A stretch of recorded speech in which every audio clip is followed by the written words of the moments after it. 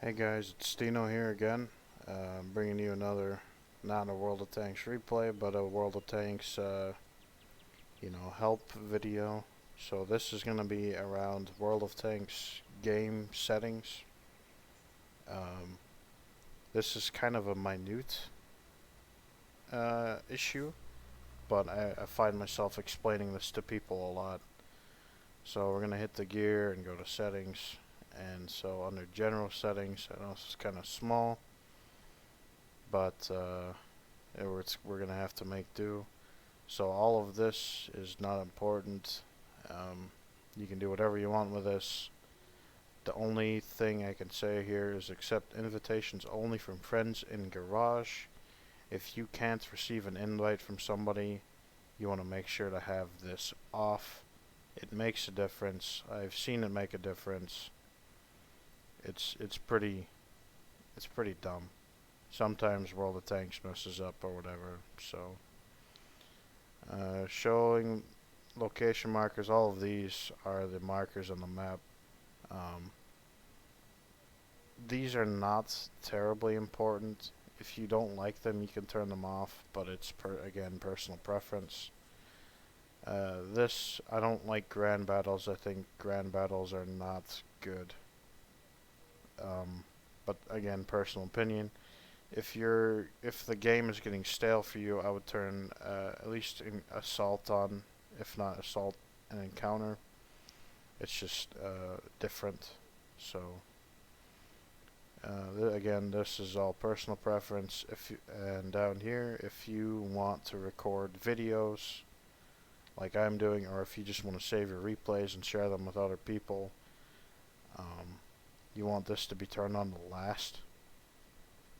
And when you turn this on to last, basically it'll record your last battle, and then your next battle that you have is going to overwrite your last battle. So you're only ever going to have one replay. What you need to do to save that is go into wherever your World of Tanks battles are, wherever your downloaded World of Tanks, and then go to the replays folder, and you're going to have this replay last battle.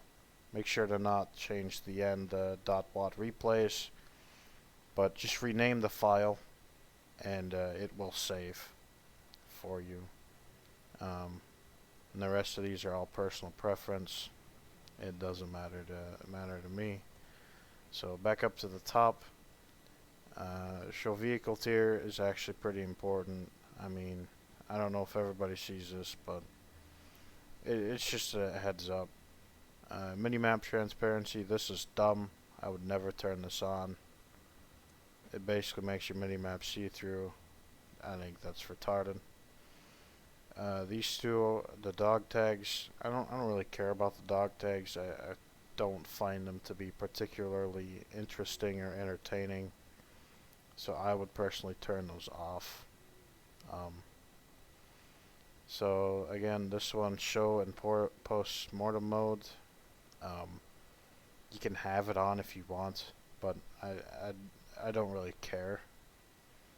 It basically shows you the vehicle that killed you after you die, so whatever. And it won't show them if they're not spotted, so it doesn't give you any advantage.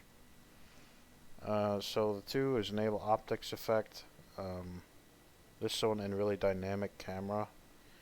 They only really affect you when you're aiming through the sights.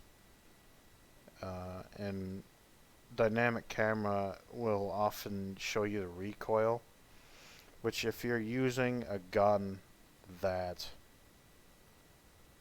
fires once every so often, like once every 30, like the T30 once every 17 seconds, then it's not so bad. But if you're in a medium or a light or an auto loader, that recoil is going to make you have to re-aim every shot instead of just focusing on the target, which is really nice. Horizontal stabilization, if I remember correctly, so when you drive up and down on land, that'll make your gun go up and down. It's kind of a realism thing. that is not necessary when you want to be, being accurate and having a stable aim so you hit your shots. So these next two, you don't have to listen to me, but I think these are pretty important. So enabling the zoom is mostly for when you're shooting in the back of the map. So basically, so you can see what you're actually shooting at and aim a little bit better, even though RNG still is going to fuck you over. It makes you more likely to hit that spot. And then restricting toggling the sniper mode to your shift key. That is shockingly important, because when you use the shift key, it returns to what you were previously at, which can be aggravating and not. But what I like about it is that if I am, zoomed out a little bit, the standard amount from my tank, when I hit shift and go into sniper view and hit shift to come back, I'm still going to be zoomed out that amount. Whereas if you're scrolling, that like resets your view every time, and it doesn't let you get out of your sniper view as efficiently, if that makes sense. So show vehicle markers on the battle score panel. I don't even know what that is. I have it turned on, so it's whatever. So camera direction beam. This helps if you're blind firing at something out of your render range. It's that line on the mini map that shows where your gun is pointing. That's pretty important. Display arc of fire for SPG. Again, is pretty important if you're playing that. And these two are personal preference. Enable expanded minimap features. You want this on always, and basically, as far as I know, what it does is gives you the name of the tank on your minimap, and you're going to want to make that minimap as big as possible so you can read the names, and you can't always see the name on the minimap, but it really does help. It's just more information, and I think information is very important. So the tips, I mean, you can do what you want. It doesn't really matter. It doesn't affect your gameplay at all. If you want to feel special, you can make it minimap, so you can come up with a shitty plan before going into battle. Because we all know your original plan always fails. So all three of these need to be on. These are all important. If you want to be a good player, understanding what these are very important.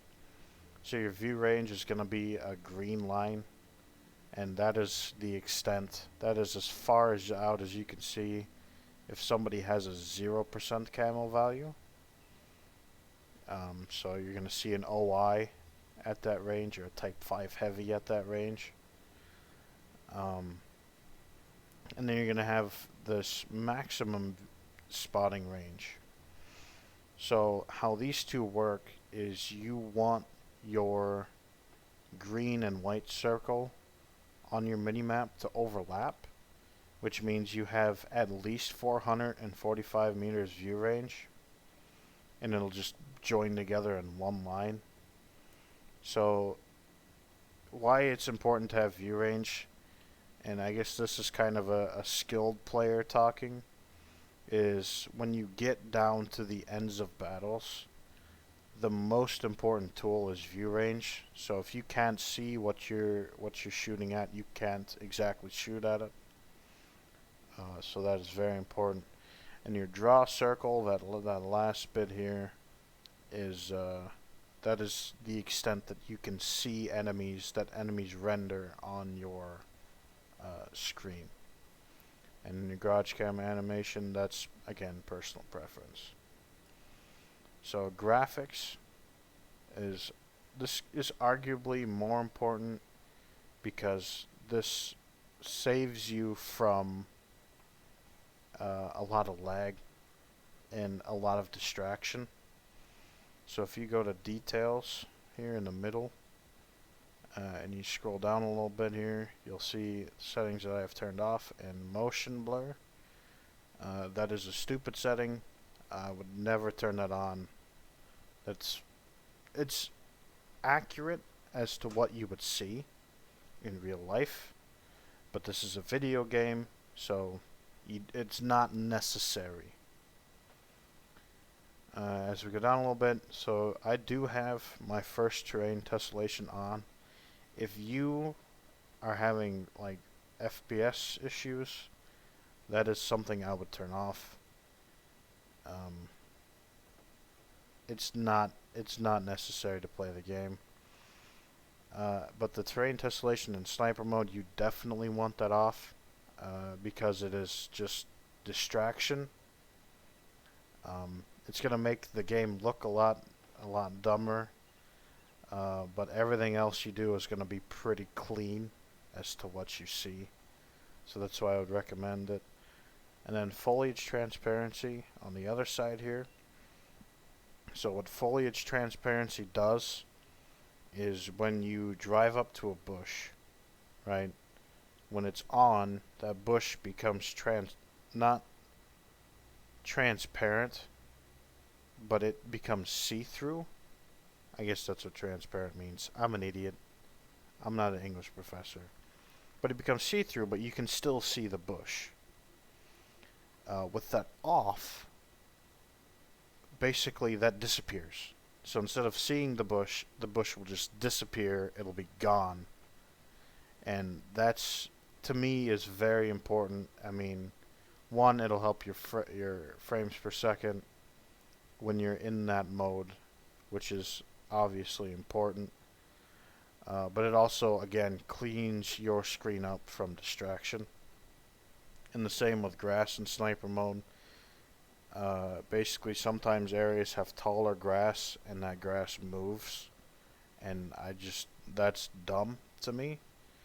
And so with all of this, with the grass and sniper mode off, and the terrain tessellation and sniper mode off, you're going to get a clear-cut line instead of, grass that you can shoot through, which is really cool and all, but it hurts your gameplay. And then, yeah, the last one, I mean, enhanced destruction physics, you can do what you want, but this is distracting, and enhanced track and wheel effects, again, is distracting.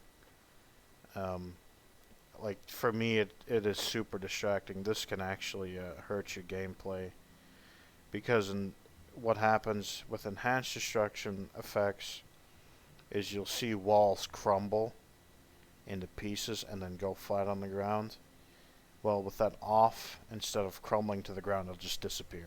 So you can see through it immediately and shoot through it immediately.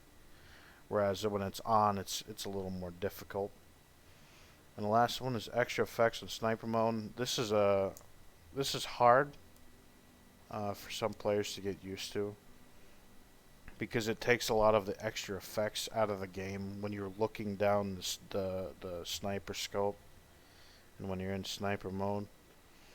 Basically, like, the smoke from engine fires will be gone. The effects when you're shooting somebody will be gone. It takes a lot of stuff away, but what you get from that is you'll get a really clean image. The smoke will never be in your way when you're trying to shoot over a dead tank.